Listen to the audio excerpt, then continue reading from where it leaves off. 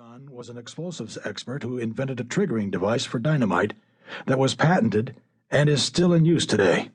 He secretly wrote science fiction stories, which I found in the trunk of his belongings passed down to me by his son, my father. The stories are frightening things, obviously written more as an exorcism of my grandfather's many demons than as entertainments or for serious publication.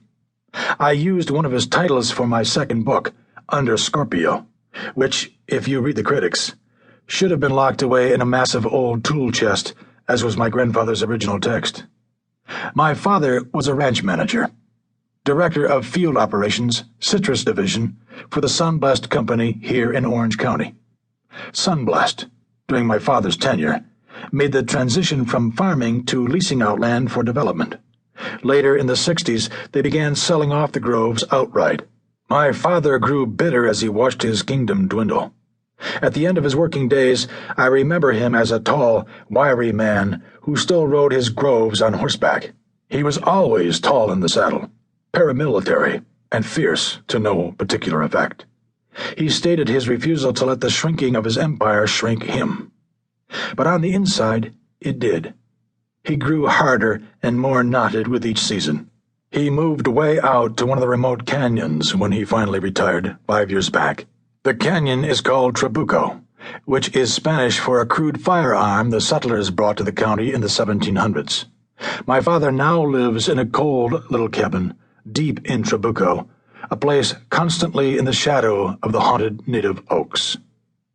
My mother's side of the family accounts for a certain self-absorption I am prone to, along with an appetite for chaos and a distrust of authority that runs, I will confess, not very far beneath my generally peaceful surface. This made my first career in law enforcement difficult. She was a farm girl who grew up an only child, spent hours alone with her imagination and a pet goat named Archie. To say that she mastered self-reliance is an understatement. To my mother, most things in life were intrusions on her inner world, her secret world, the world she inhabited with Archie for those long years of childhood. She graduated from high school early, closed her eyes, and put her finger to a map of the United States, and found herself pointing at Denver.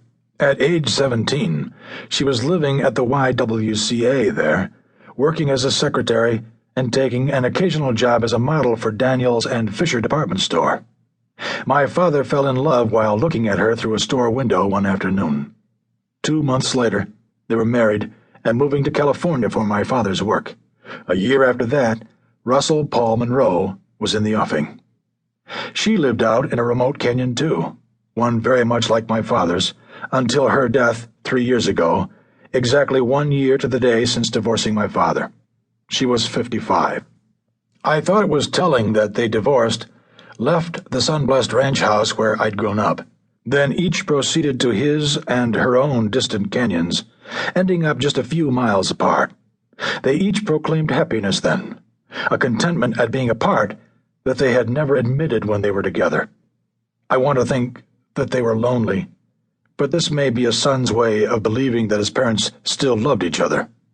She died in her sleep, likely of an aneurysm, though I would not allow, because of my father's insistence, an autopsy. The idea of scientists sawing into the head of this intensely private woman seemed to us an atrocity beyond bearing. She had a long history of hypertension.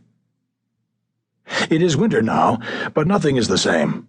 Not here in my house with my wife, not 2 miles south of here in the city of Laguna Beach, where so much of it all happened, not anywhere in a county that once prided itself on Disneyland, an airport named John Wayne, a thriving weapons industry, they call it aerospace, and real estate prices among the highest in the nation.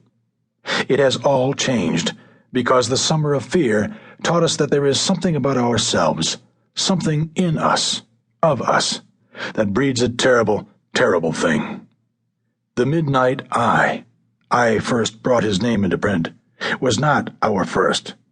We have a track record of serial killers here in Orange County, but before, we always let ourselves view them as predators who inflicted themselves on us.